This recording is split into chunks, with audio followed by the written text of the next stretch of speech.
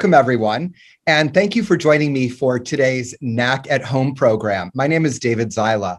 For those of you who are not familiar with the National Arts Club, we're a 501c3 nonprofit based in New York City with a mission to stimulate, foster, and promote public interest in the arts and to educate the American public in the fine arts. Annually, the club offers more than 150 free programs to the public, including exhibitions, theatrical and musical performances, lectures, and readings. For more information about the National Arts Club, you can visit us at nationalartsclub.org or find us on Facebook, Instagram, Twitter, and YouTube. Following the conversation, we will have a brief Q&A, so please feel free to use the chat or Q&A feature for any questions that you might have. So today, I'm very excited to share that we are joined by Marcellas Reynolds, and I am going to tell you a little bit about him before we bring him on. So, obsessed with all things style, author and entertainment reporter Marcellas Reynolds is the author of Supreme Models, Iconic Black Women Who Revolutionized Fashion. Marcellas's career began with his discovery by legendary model agent Marie Anderson. For 7 years, he traveled the globe, shooting with fashion's most celebrated photographers and posing for most famous brands like Tommy Hilfiger, Ralph Lauren, and Nautica. It was modeling in New York where Marcellas discovered his true passion, wardrobe styling. Editorials for Amica, Grazia, and InStyle magazines, as well as advertising campaigns for Anheuser-Busch, H&M, and United Airlines soon followed. Styling celebrities Rebecca Hall, Sharon Stone, and Justin Timberlake led him to Hollywood and a career as an entertainment reporter and TV host. His on-camera credits include E! Live from the Red Carpet, Good Morning America, Daily Mail TV, Good Day LA, and The Tamron Hall Show. And his editorials include British GQ, British Vogue, and Elle. Please help me welcome Marcellas Reynolds. Hi. Hello. How are you? Fantastic. We are so excited to meet you and to hear all about these iconic women who have just impacted fashion in such a profound way. So I'm going to ask you to take it away. Okay, I'll start, I guess. So I'm Marcellas Reynolds. I am a lover of so many things, but I'm a lover of fashion, first and foremost. I'm a lover of women. I guess that's weird to say, but I grew up. My mother was a single mother, and I grew up on the south side of Chicago. And my grandmother and grandfather were sort of these like pivotal figures in my life because they were very dapper. My grandfather wore suits and he wore pocket squares and he wore cardigans, and my grandmother wore furs. But my mother was sort of the direct opposite of them because she dressed up. Like she wore bell-bottom jeans with like t-shirts that said "Right On," and she wore like leather mini skirts. And I was always fascinated by fashion because it was such a big part of my life growing up. I love fashion. I got my first job in retail when I was 15. I lied because you're supposed to be 16 to get a job. And ever since then, I've worked in fashion in some way.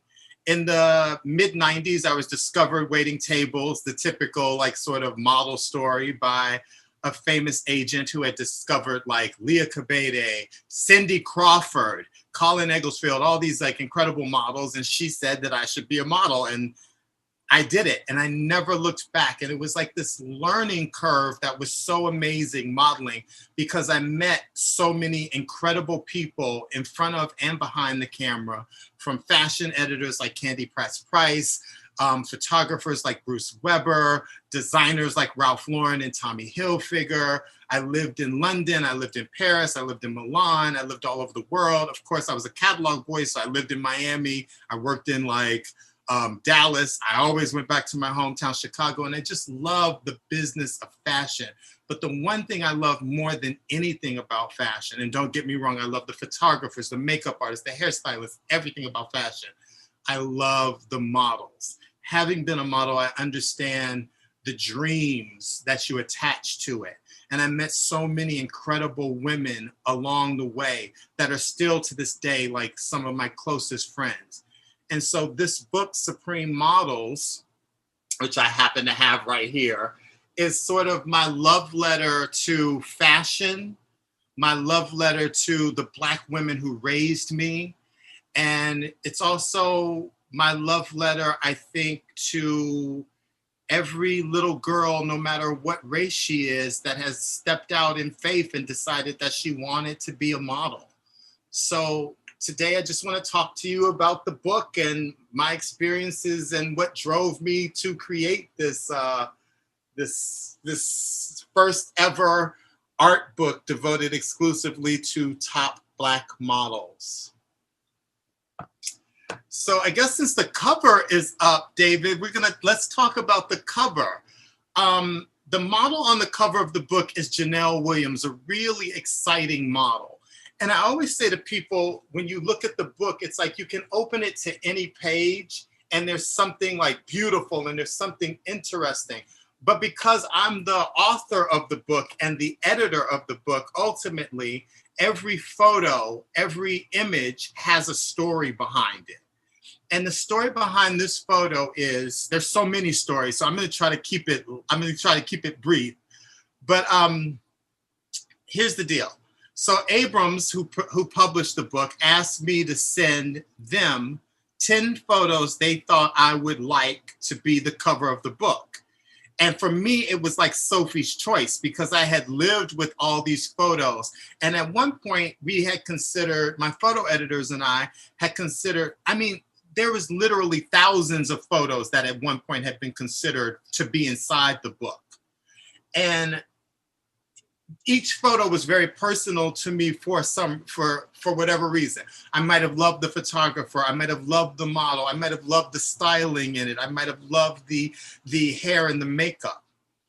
So it was very hard to come up with 10 photos. And ultimately, I came up with 9 photos that I thought should be on the cover. And that was really important because the cover is the first thing you see, and that sells the book to people that don't know anything about the book. And so the cover was incredibly important. And I had, at one point, it was like, I had like 2 or 3 pictures of Naomi Campbell in the mix, a beautiful picture of Leah Kabidi. And if you have the book, the photo of Naomi that I was considering for the cover is also in the book. And the photo of Leah that made the book is in the book. And then there was a beautiful photo of Iman from back in the day when Iman was like Iman, you know, out of Africa, just arrived in the United States. And I couldn't come up with the 10th photo, but the photo that's on the cover was always one of my favorite photos because to me, she looks like a work of art. She looks like Erte. And I love how dark her skin is. And I love the fact that she doesn't have any hair. And I had been sending and considering these photos that quite honestly had like lighter skinned models on them because I didn't want to sort of put anybody off by maybe putting a dark skinned woman on the cover. But I ended up putting this photo in at the last minute and sending them 10 because they asked for 10. And then a couple weeks pass, and then all of a sudden, this photo pops into my email program with the cover art on it. And the one line is, "Congratulations, here's the cover of your book." And I never for a second thought that this would be the photo that they choose. I definitely thought they would choose a Naomi photo or an Iman photo. There was even a Veronica Webb. Ooh, I never told that story, but there was actually a photo of Veronica Webb in there that I was considering. And Veronica Webb wrote my foreword. And it was so important because the cover has struck a chord with so many people. I had a crazy conversation with my sister when the book first came out. She came to visit me in Chicago. We were doing a series of book events in Chicago. And she said to me, I can't believe you put a dark-skinned woman on the cover of the book. And I was like, why? And my sister is dark-skinned. She's darker than me. And she said, because growing up, I never thought I was pretty because I had dark skin. And I never thought that you thought I was pretty. But now because you did this, I see that you think I'm beautiful. And that will always resonate with me. All right, moving on. Okay, new picture. Okay, so this photo is Leomi Anderson. And what's really important about this photo is Leomi is not just a model, she's an activist. But what specifically I love about this photo is the fashion, first and foremost. I love that dress. I love the pink background.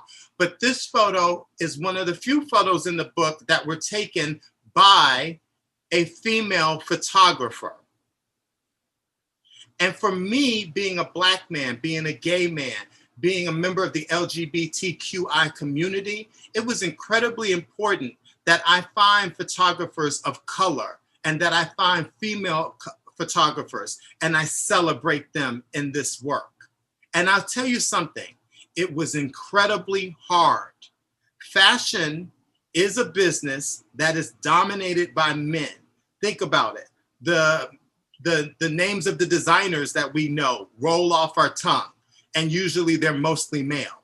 The name of the photographers that we love, Peter Lindbergh, Stephen Meisel, Arthur Elgort, Patrick de Marcellier, Testino, blah, blah, blah. Where's the women there? Where are the women?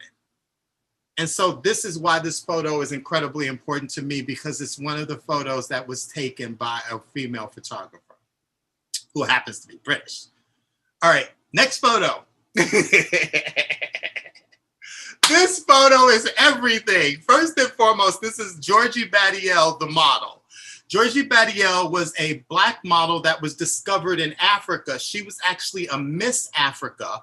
And a lot of Black girls that come into modeling through Africa come in through beauty pageants. And she was one of them, one of the Miss Africas. A lot of top African models have been Miss Africas. But what is really amazing is Georgie did an interview with me, and I encourage you to read the interviews in the book because you learn so much. Georgie was a girl that lived in a village where the closest well to her family was 10 miles away. And her job, along with her grandmother, was every day to walk to the well to get water for her family. Can you imagine that? 10 miles in the burning sun. And then you fill the water bucket and you carry it on your head and you bring it back to your family. That's what you do to survive every single day. And Georgie was very successful in the early 2000s and used her fame to start a charity where she goes around to villages in Africa and she digs wells. And her book is called, she has a children's book, and the book is called The Water Princess. And she's just one of those incredible women that turned her pain into success and then used that success to change the lives of others. All right, let's move on. Tyra World. I could tell you so many stories about Tyra Banks. You have no idea. First of all, Tyra and I actually, when I came to LA to start my career in television, I did an episode of the Tyra Banks show when she was the host of, and it was Sweeps Week. And the sight gag was that all the women that were in the audience had to be wearing shorts or mini skirts. And so when Tyra comes out, she's wearing full-length pants. And then I'm like, Tyra, everybody here is wearing shorts and you're not.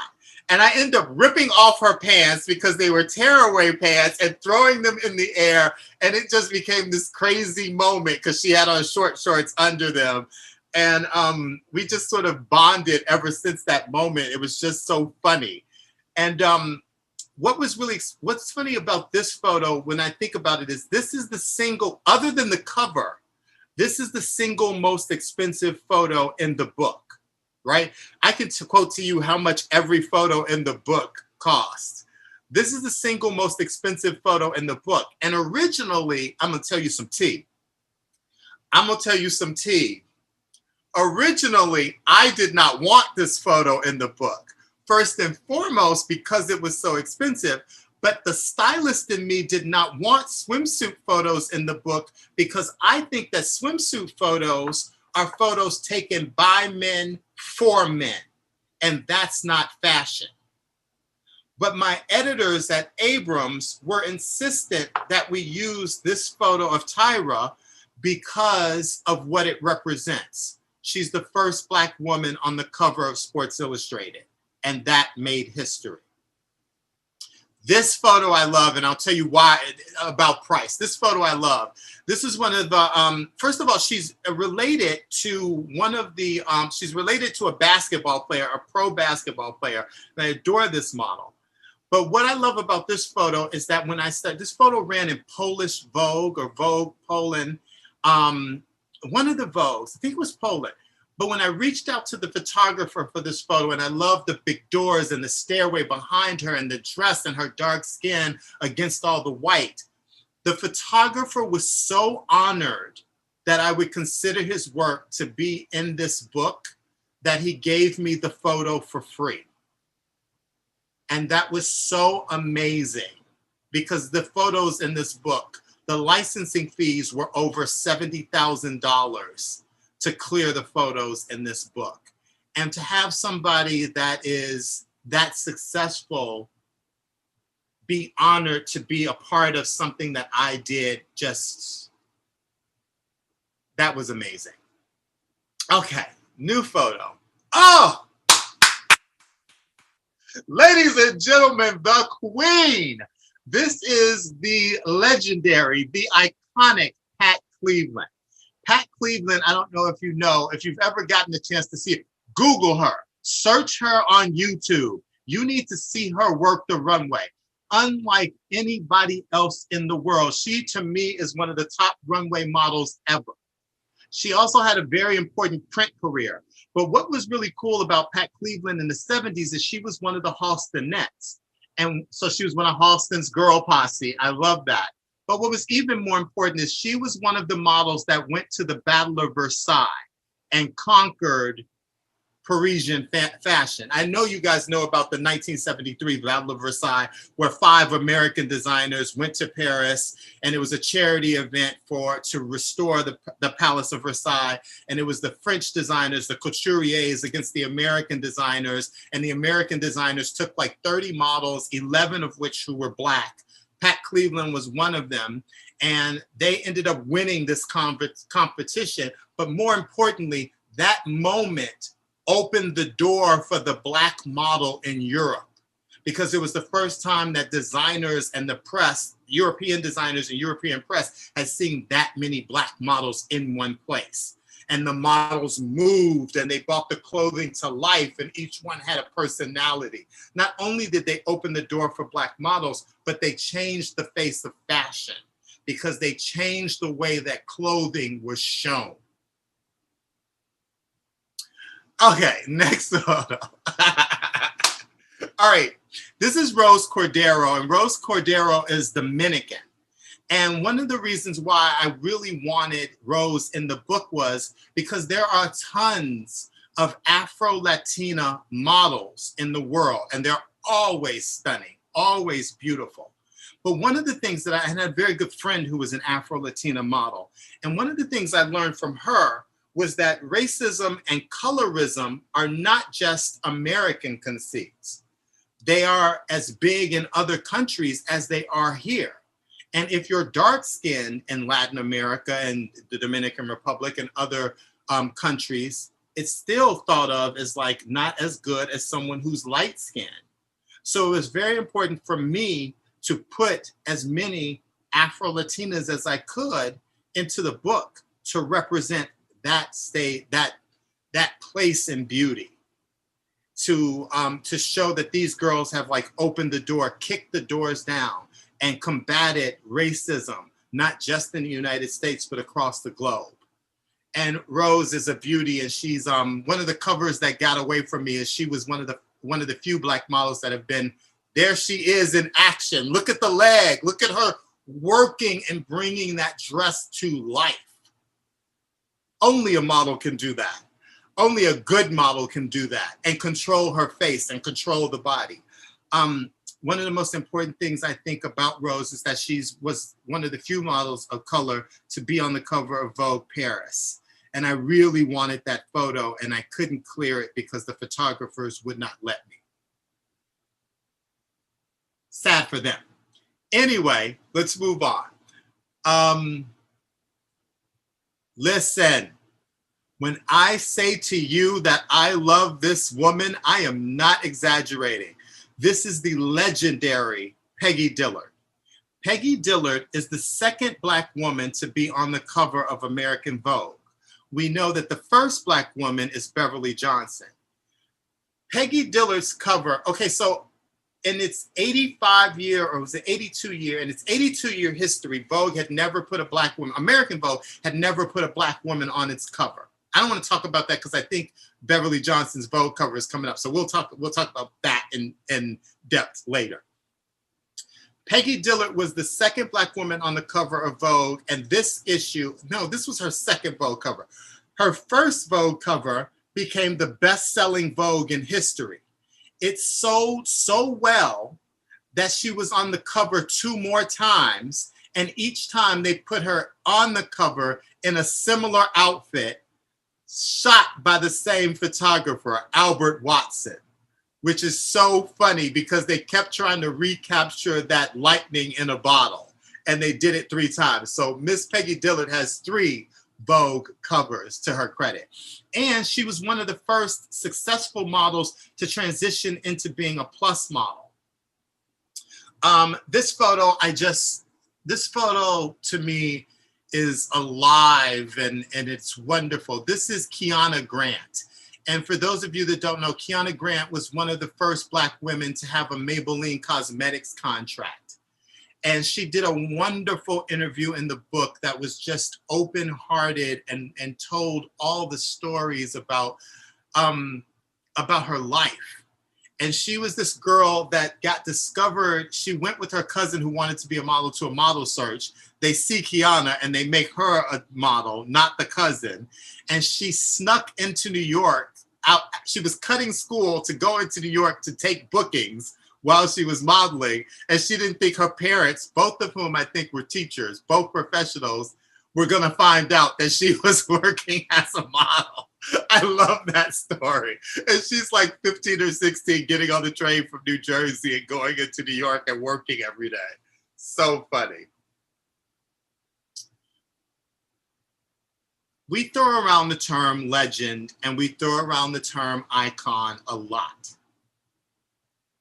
I don't like that. Even though I named the book Iconic Black Women That Revolutionized Fashion, there aren't that many icons in the book, but I did like that because Supreme Models is a play on Supreme of supermodels and blah, blah, blah. But when I say to you that this woman is an icon, when I say to you that Beverly Johnson is a legend, Beverly Johnson is a trailblazing, rule-breaking legend. If it is not for Beverly, there would be no Naomi. If it was not for Beverly, there would be no Veronica. If there was not for Beverly, there'd be no Leah, no Jordan Dunn. Beverly did it first and she did it the best. This is the first Black woman on the cover of American Vogue. This is a woman who, when she asked Eileen Ford to help her get the cover of American Vogue, Eileen Ford, who was the president of probably the most powerful agency in the world at the time, told her she'll never get the cover of Vogue. Beverly Johnson left Ford for Wilhelmina, and she said to Wilhelmina, I want the cover of Vogue. And she got the cover of Vogue. And this was one of the best-selling issues of Vogue ever, to this date.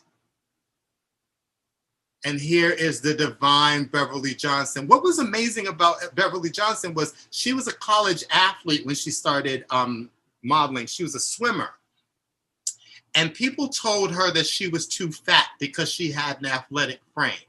Wasn't an ounce of fat on her, but she had an athletic frame because she was an athlete. There's a wonderful story in the book that I encourage you to read where she talks about the first time she met Ford. She met with Eileen Ford before she signed her. Beverly Johnson walked into the Ford offices and Eileen Ford told her no, that she was too fat. She pointed at her in front of a room full of people and other models, and she said, no, fat, and kept going.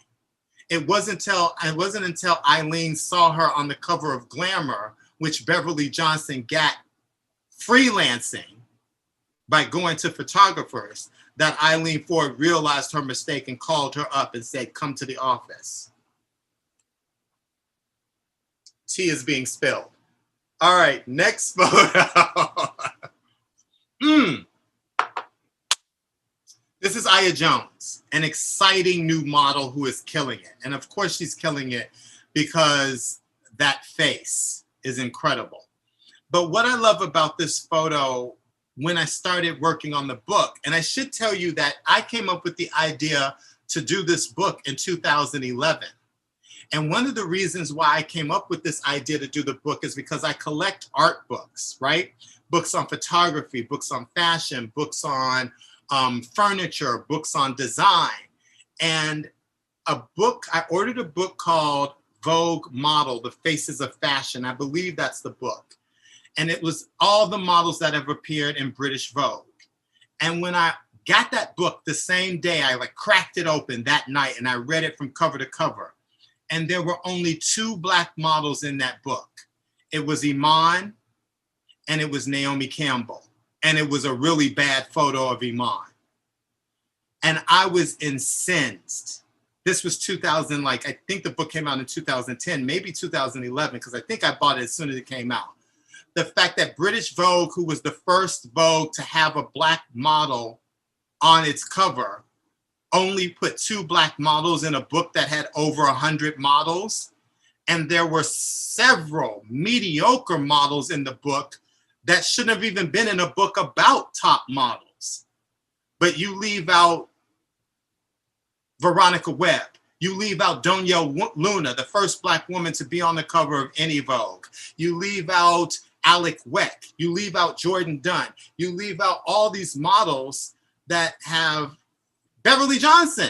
You leave out all these models that have conquered and changed the face of the world in advertising, and you only put in 2 Black models out of all these models in the book. And that was what made me write Supreme Models. That was the impetus right then and there. And if you go online and you look up that book on Amazon, there is a review of that book that I wrote that night after going through it, where I basically say what's wrong with this book, and I give it 1 star. But about this photo, I chose this photo of Aya because they put her on the cover of a major magazine with braids.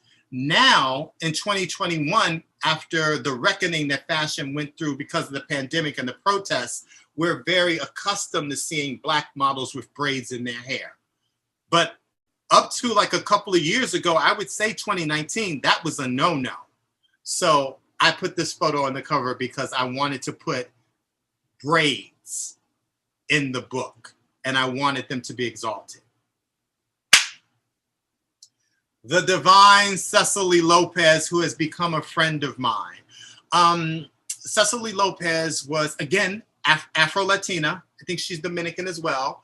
Born in the States, and was that model that always her whole life wanted to be a model. She went after it and she conquered it. And one of the things that's so important about Cecily Lopez is when her career sort of first started, she was one of the Black models that Stephen Meisel shot that were on the cover of the 2008 All Black Vogue, which became the highest selling issue of Vogue Italia ever, and got 3 or 4 reprints. And they haven't done it since. And there have been no more than a handful of Black models on the cover since. And that to me is just a sin and a shame. You do an issue of all Black models and it becomes your best-selling issue to date, and you don't see that there is a space there for diversity and inclusion ongoing, not just a stunt. All right. I could tell you 1,000 things about the Elle covers, but what I'm going to try to do is tell you stories that I haven't already told about Elle covers. Elle is like a legendary magazine, but Elle was one of the forerunners in the battle for diversity and inclusion. And when Elle came to the United States in the late 70s, early 80s, Elle forced the hand of Condé Nast. And because Elle was always using Black models on the cover, either by themselves or in doubles or triples, all the other fashion magazines had to follow suit. And so because of Elle, Harper's Bazaar started regularly putting Black models on the cover. Because of Elle, Vogue started regularly or more often than they had been putting Black models on the cover. So Elle is a really important magazine, and this is an issue of South African Elle. And I thought that that was important because I didn't want it to just be American magazines or French magazines or British magazines. I wanted the book to feel global. I wanted the book to feel like it represented people of all races. Well, not all races, because it's a book about Black women, but I wanted people to feel like it represented every country that we possibly could. Okay, let's move on. I could talk about this photo and I could talk about this model for a million years. The model is Beverly Pill. I am obsessed with Beverly Pill. People always want to talk about Naomi being threatened by Tyra Banks. I always want to bring up Beverly Pill because it wasn't Tyra who was the #2 model in the world as far as Black models. It was Miss Beverly Pill with her over 250 covers. Beverly Pill was on every major runway during her career, and she did it. She was the face of Ralph Lauren, Dolce & Gabbana. Beverly Pill was a complete chameleon. Beverly Pill had a walk that rivaled the greatest in the business. She started when she was 14, and I think she got her first cover of Mademoiselle magazine when she was 14. She was an all-star. And for some reason, Naomi wasn't threatened by her when she was the girl that was working almost as much or as well as Naomi and not getting the press for it. And she had a relatively short career, and I think that's because she started so long ago. Oh, but let me tell you about this photo. This photo is by Tiziano Magni, and I hope I'm pronouncing his name correctly. He's an Italian photographer. He is brilliant and genius and amazing. And when I reached out to him about the book, he opened his archive to me in the most beautiful way. And every day I'd get an email from him and he was like, I've got this of Naomi. I've got this of Kirsty. I've got this of blah, blah, blah. And he sent me this photo of Beverly, which I hadn't seen, nor was I considering. And this is the photo we used, which is an homage to the great, great Josephine Baker. No, Billie Holiday.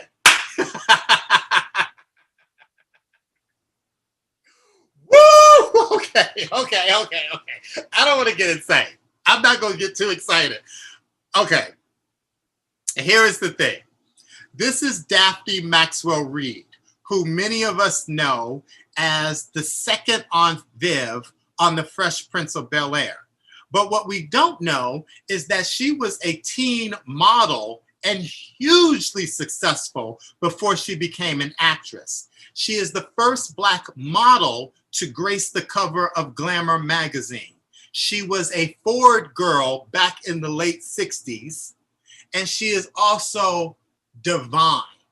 Talking to her, I got to interview her. And again, please read the book and read the interviews. They are amazing. All the women that allowed me to speak to them tell so many amazing stories.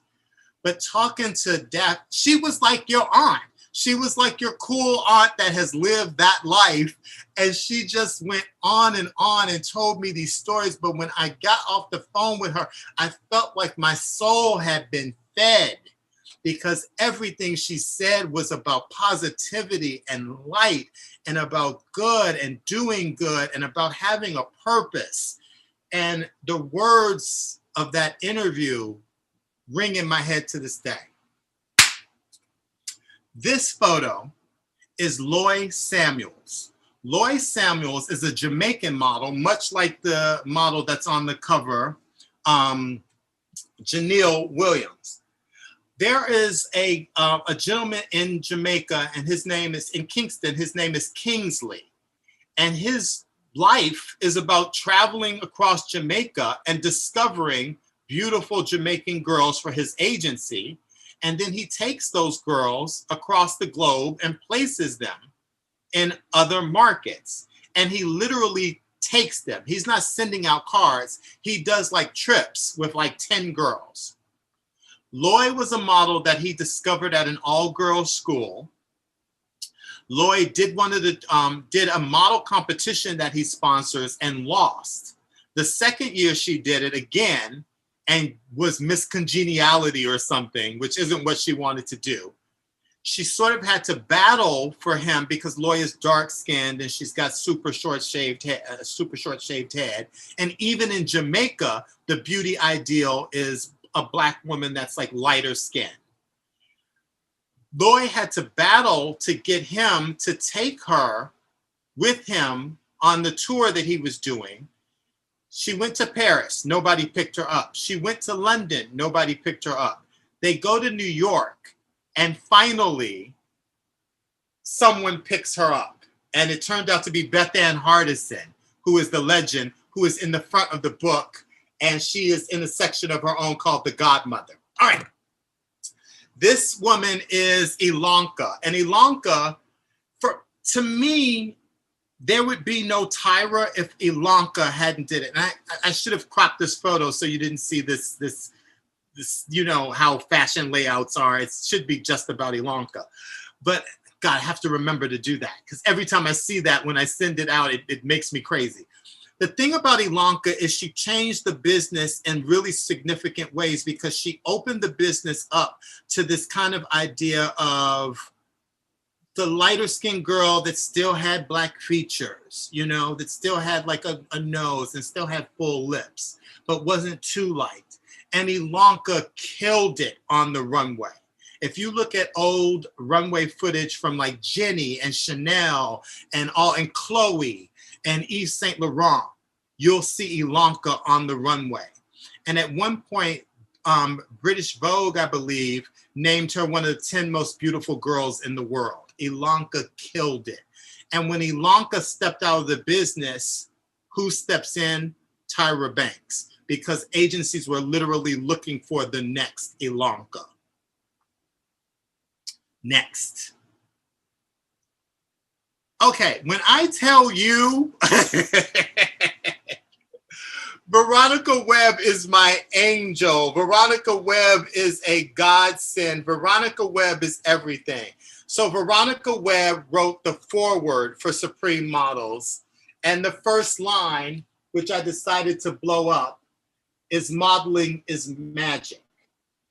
Veronica is one of the smartest, kindest, most intuitive women I have. She's a natural empath. And she is in Italian Vogue. Here she is on the cover of Italian Vogue. The photo that I just showed you that is next to her foreword is one of the covers we were considering for the cover of the book. This cover is by legendary photographer Albert Watson, who is a genius. I reached out to Albert Watson to get this photo, and he quoted me an astronomical rate. I ended up getting on the phone with him. It was a phone call, and telling him about the project and telling him who was attached to the project. And Albert drastically cut his prices, his rates, to be included in the book. And there are 3 Albert Watson photos in the book. And this is one of my favorites. This is the divine Reshamba Williams. And when I say to you, Reshamba is a model's model, Reshamba is that girl that grew up wanting to be a model. From like 6 years old, when people would ask her, what do you want to be? Reshamba would be like, I want to be a model.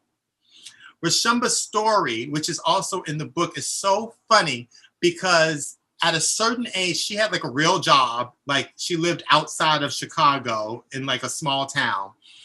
She had a real job working at like the phone company or something like that, you know, very pedestrian. And she saved up her money and she won. You know how you used to have the green stamps that your mother used to fill the books? She won luggage in a competition and she took that as a sign and she saved up her money, bought a one-way ticket to Paris, ended up with like $150 in her pocket. She packed saltine crackers, Kool-Aid, which is the mix that you put water and sugar in to make a drink, peanut butter and sardines in her luggage, and left for Paris to become a model. She didn't have an agency. She didn't speak French.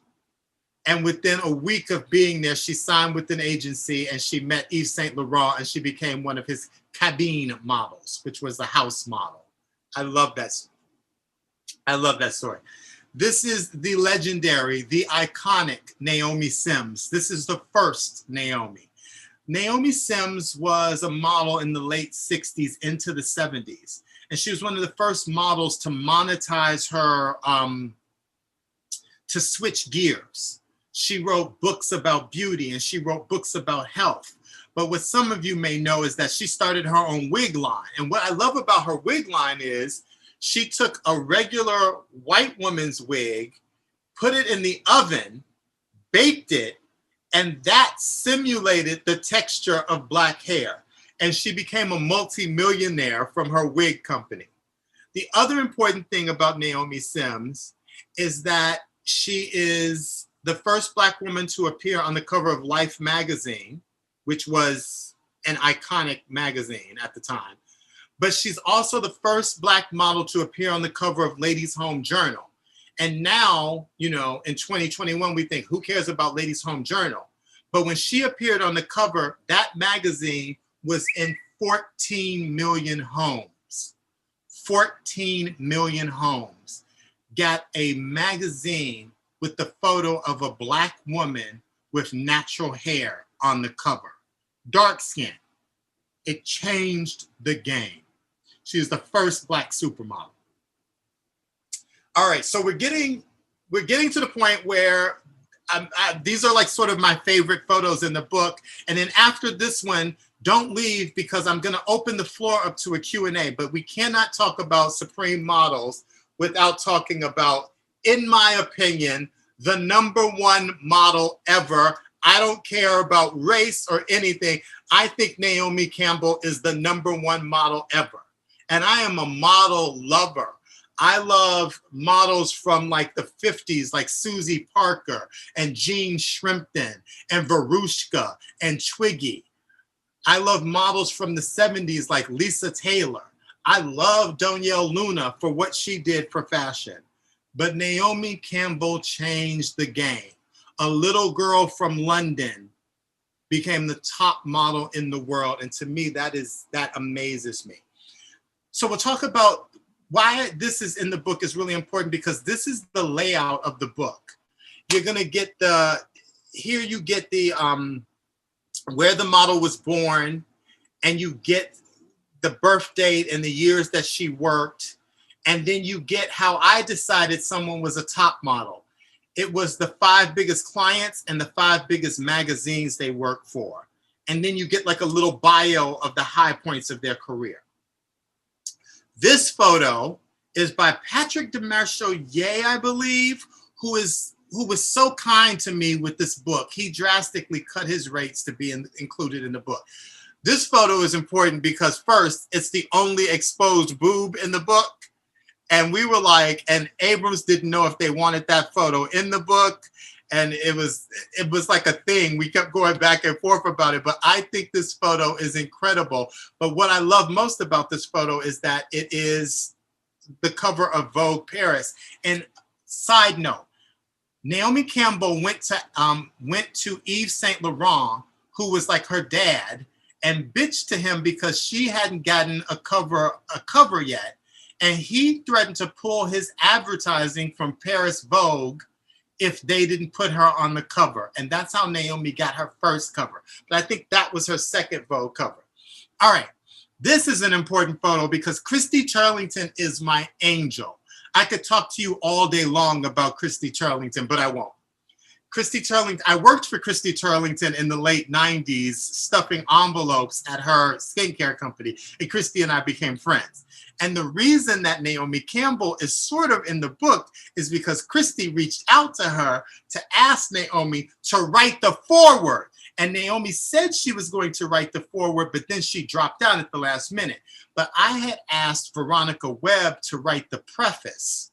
It was going to be foreword by Naomi, preface by Veronica, introduction by me, and then it ended up not being a preface, and that was what happened. So, ladies and gentlemen, that is Supreme Models, Iconic Black Women Who Revolutionized Fashion, and that is stories from behind the cover. Well, the word supreme is quite accurate for this group of women. Marcellas, I have several questions for you. I also want to open it up to our audience today, so please type them in the Q&A or the chat box. First off, I'm curious. You said you had the idea for this book back in 2011. Obviously, it was written a little bit after that. How did the book come about? How did it come to fruition? So in 2011, I had the idea for the book, and I just picked up the phone and started. And because I collect art books, I sort of saw other art books that had talked about models or talked about the subjects. But what those books were missing was they didn't talk to the model. They talked to art directors and photographers about the model, but they didn't interview the model. Well, having been a model from like 1995 to 2000, I knew that all these women had incredible stories because I had crazy stories from being a model. And so what I did was I picked up the phone and started calling models that I knew. And there was a model who didn't make the cut in the book. Her name is Shakara Ladard. She did Sports Illustrated. She's a Victoria's Secret model. I called her, and she had just had a baby. And I did an interview with her, which I recorded, and I could hear the baby in the background cooing. And I knew I had something there because even though Shakara and I were friends, I didn't know all these stories. The second person I called was Tamiko Frazier, who's the first Black model to have a Maybelline contract. And her interview just blew me away.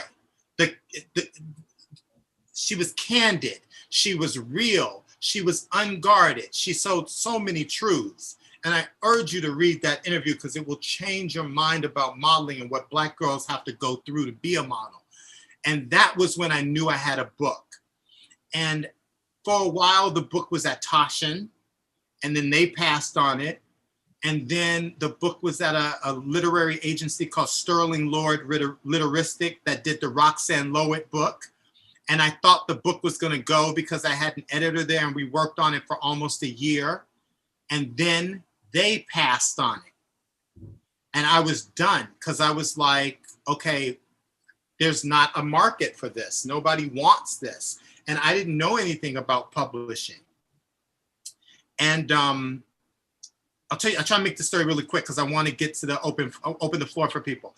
So my hosting agent had other talent that had written books, and she sent the book proposal to Penguin, and Penguin passed on it. So one day I was having a fight with her over the phone, and I was like, why am I not working? What happened with the book? And she actually said to me, I sent that book to everybody and nobody was interested. And I hung up the phone because I didn't want to unleash a string of expletives. And I went to Facebook and I typed a Facebook post. Does anybody know a literary agent? I have a book idea. And one of my oldest friends was like, my cousin's a literary agent. What's the deal? He introduced me to her. I sent her the proposal, which was like War and Peace. I signed with her a month later. 3 months to the day, we had a book deal. Wow. And it was a bidding war for Supreme Models. So wonderful. I'll tell you something else. Several people along the way told me that nobody would buy a book about Black women. Well, you proved them wrong. And you've put together an absolutely beautiful book. I'm curious, Marcellas, if you would briefly just take us through what, how would I say, there's no average day, but a day in the life of one of these women. Like, what might it entail? Including, a shoot, getting ready for it, et cetera. What would give us an example of a typical day of a top model? I think my favorite story in the book is Tamiko Frazier had a Maybelline, a global makeup campaign with Christy Turlington, like one of the biggest black faces on the earth. And she still wanted to do shows. So she had to go to Paris and do shows. So she goes to her agency, she gets the list every day, and she has to walk across Paris, and she has to stand in line at the shows. She has to show off her book to the designers and their team. Then she has to walk for the team. This is literally one of the top models in the world at that time. And you still have to go through and do the work. You still have to be humble enough to understand that you still have to compete for every single job. So they check in with their agent first thing in the morning. If they're not working, they're going to meet clients. If it's show season and they're following the shows, they do London, they do Paris, they do Milan, they come back, they do New York. And you have to go to those castings unless a designer specifically requests you to do the show. And some of those girls, especially in a market like Paris, you could go on a casting, you could have 25 appointments in a day. And it's just literally trying to make it through as many of those as you can to get that job. And then if you get that job, you could have 20 castings, you could have 20 shows in a day. And you're literally like running from show to show to show to show to show. And I think there's something that's so like beautiful and exciting about that end of fashion, you know. I'm gonna go to some questions here that are written in. We have a question if transgender models are included in your book. Okay, this book, I started this book in 2011 when they weren't really part of the conversation, but I did consider using a model, and the name is her name. Please excuse me. Her name escapes me right now. Tracy Norman. But the thing was, Tracy Norman, you have to have 5 big designers that you work for and 5 big magazines that you work for. Tracy's career was not that long and was not that impactful on fashion. But I wanted to put her in the book because she was one of the first to break through. Then the book doesn't, it goes through all these iterations. I started working on the book in 2018. We weren't having those conversations yet about transgendered models, and there were no black ones other than Tracy Norman. So there wasn't any to put in the book. So yes, there was Andrej. There were a couple of white models who were transgender that had broken through, but there wasn't a black one yet.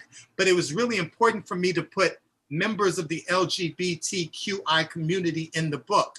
So there are lesbians in the book. And then I did put plus models in the book because that was also important to me because plus models have broken through. And I tried desperately to put Marquita Pring, who was one of my favorite models in the book, but I couldn't clear her photos. They were so expensive. But Precious Lee, who is now a supermodel, is in the book. And as I said to you, Peggy Dillard, who was the first model to transition from being a non-plus model to being a plus model, is in the book as well. Wonderful, wonderful. Mary Beth asks, could you envision a documentary on this subject? Mary Beth, I wish I could announce something, but I will say this, I am very close to that, and I am partnered with a supermodel who is in the book. And that is all I will say about that. But expect an announcement any day. So a wonderful tease there. I'm curious, what is the most, in writing this book and looking at the careers and the stories of all of these women, what is the most unexpected thing that you learned along the way? The sisterhood. Everybody hears these stories about Naomi versus Tyra, or they hear these stories about how cutthroat the book is. Can I tell you something? I interviewed not all the interviews made the book, because at the end of the day, it's a photography book, it's an art book. But I interviewed almost 40 women. And every time I asked those women who was their favorite model, they would say Naomi. There were a couple of Imans. There were a couple of Alec Wex, because of Alec Wex, how she changed fashion. But across the board, I'd say 95% were Naomi. And if those models knew Naomi or had worked with her, they all had incredible stories about Naomi. Naomi gave me a booking. Naomi introduced me to Azzedine Alaya. Naomi did this. Naomi did that. And there's so many stories of the sisterhood of the Black model that I love in this book. And it's something you don't hear about enough, because you always hear about the rivalry, or you always hear about there's only space for one. But the sisterhood, and they love each other. I'm going to tell you a real quick story. Karen Alexander is in the book. I wish I could show you her photo. It's a beautiful photo by Herb Ritz. Karen Alexander I interviewed, and Karen Alexander is a star. She is a goddess, cover of Vogue, like everything. When I told her that Peggy Dillard wasn't in the book, because at that time she wasn't, Karen Alexander said to me, take me out of the book and put Peggy Dillard in. And she was serious. And I was like, I will not. This is my book. I decide who gets to be in this book. Wow, what a wonderful thing to learn about this group of women. I'm also curious. We read a lot about the designer having a muse, and these women that you're profiling in your book have really impacted both fashion and society in a tremendous way. I'm curious if you would give us an example of a model who became a muse and had that partnership and that connection with the designer, where they were really inspiring what was going to come down the runways.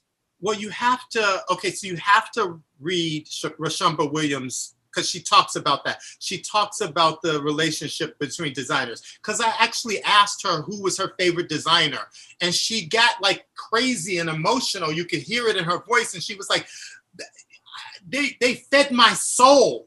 These were like my uncles. She's like Gianfranco Ferré, Yves Saint Laurent. She's like, how can you choose? And for me, I always go back to the relationship between Halston, who is probably the greatest American designer ever, and his relationship to Pat Cleveland and Beth Ann Hardison, because Halston really used Black models in the same manner in which he used Caucasian models. He was a lover of women, no matter what, just their beauty, but also their personality. He surrounded himself with models who had personalities. So there's Tookie Smith, there's Alva Chen, there's all these great legendary 70s models who had careers because of Halston. And then I also think of Yves Saint Laurent. I mean, imagine like a 16, 17-year-old Naomi crying to Yves Saint Laurent and going, Christy's getting covers and I'm not getting any covers. And imagine Yves Saint Laurent picking up what was probably a beautiful phone and going, look, Paris Vogue, put my daughter on the phone. You know, put my daughter on the cover. You know, that's legendary. And those are the relationships, the designer to muse. Veronica Webb and Isaac Mizrahi, Veronica Webb and Azzedine. You know, these women inspire them. They bring their clothes to life. So incredible. I do have another question, and that is, from the time that you handed in your draft to the publisher till now, have you noticed any young talents popping up whom you say, wow, you know, I'm definitely going to put them in the abridged edition in 5 years? No. Or a second edition. One of the things that I love the most about Supreme Models is I took a leap of faith, because I am a model fan. And I put girls in the book, and you always refer to models as girls, no matter how old or young they are. I put girls in the book that weren't quite top models yet, but I thought had the capacity to break through and get to the next level. So if you open this book, you're going to see Delone is in this book. And Delone just got her first series of Vogue covers. And Ducky Thought is in this book. And Ducky Thought is now the face of L'Oreal. You're going to see Ajak Ding. You're going to see Teresa Hayes is killing it right now on the runway. There's so many girls that are in this book that have lived up to what I thought dreamed their potential could be, and are now campaign girls. Leomi Anderson, the Victoria's Secret model. There's so many girls in this book that weren't quite supers, weren't quite tops, but I thought this girl has that thing. Precious Lee, the plus model that I was just speaking of. Precious Lee, I met on a plane coming from doing Old Navy. And all of a sudden she's like on the cover of like Italian Vogue, and she's a muse to Stephen Meisel. So yes, I am planning a second edition, and I am planning, that edition to be expanded and big and have more models and be bigger in size. And I will have a lot of new models because so many girls are breaking through every day now. But there are lots of models in the book that broke through in the last 2 years that the book has been out. Marcellas, we're just about at time, and we could talk for hours, and there's so much content here. I'm curious, what's next for you? Well, that is a very good question. Yes, I was going to say, Mitch. Okay, so guys, I'm so honored to have been asked by the National Arts Club to do this talk. You have no idea. And so I am premiering my new book. I sold my second book during a pandemic. I wrote my second book during the pandemic. The second book is Supreme Actresses, Iconic Black Women Who Revolutionized Hollywood. That's the incredible Viola Davis on the cover, and that is the incredible Lupita Nyong'o on the back cover. This is the first time I'm showing anybody the back cover of the book. I put my heart and my soul into this one like I did with the first one. And I just hope that everybody loves it as much as I love it.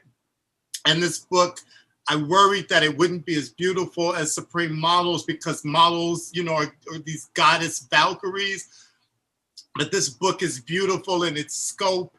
It's Josephine Baker, it's Diane Carroll, it's Lena Horne, it's Ethel Waters, it's Dorothy Dandridge, it's the new queens like Viola and Lupita and Regina King and Taraji Henson and Tracy Ross, and there's tons of interviews, and the incredible Gabrielle Union wrote the foreword, and it's beautiful and it's powerful, and I got through that without crying. I teared up. Yes, you did. And you're going to be presenting that live at the National Arts Club on October 8th.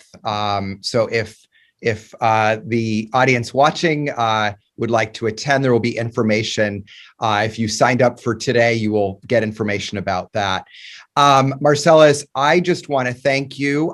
Thank you for shining a light on this extraordinary group of women. They're all so inspiring. These stories are all so wonderful and so rich. And we can't wait to hear your next presentation. I want to thank our audience today. I want to thank you for the great questions as well. And I just want to, again, remind you that this has been a production of the National Arts Club. And for more information on the National Arts Club, you can visit us at nationalartsclub.org or find us on Facebook, Instagram, Twitter, and YouTube. I'm David Zyla. Thank you for joining us.